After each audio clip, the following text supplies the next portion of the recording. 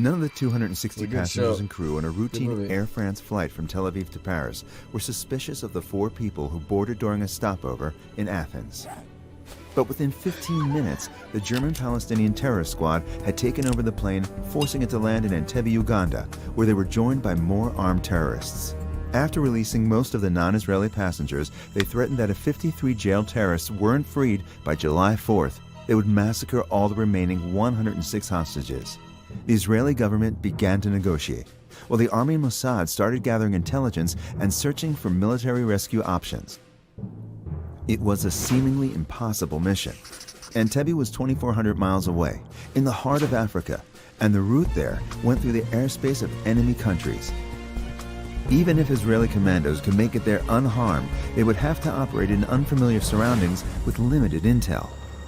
If that wasn't enough, in addition to the terrorists, the airport was alive with hostile Ugandan army troops. But even if they overcame all these obstacles, they had yet to overcome the biggest challenge: time. They had to surprise the terrorists and eliminate them swiftly before they could execute the hostages, deeming the entire operation a failure. The task of planning the hostages' rescue and fighting the Ugandan army was given to Israel's elite Sayeret Matkal, led by Lieutenant Colonel Yoni Netanyahu. Within less than 48 hours of planning by Yoni and his officers and training of the unit, a daring plan was prepared and the force was ready for action. According to the overall plan of the IDF, 4 Hercules planes holding a selection of Israel's finest military and commando units would fly to Uganda at low altitude in order to evade enemy radar.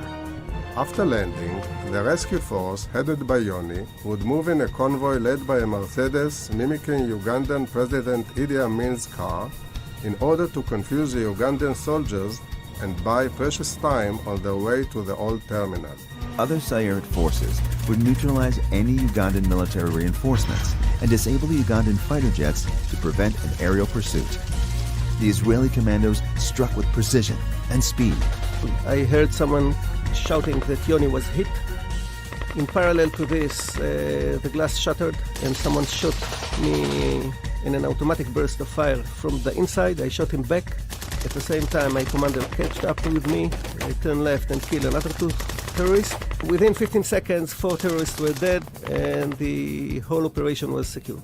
Within less than an hour since landing, the hostages were on board the planes on their way home.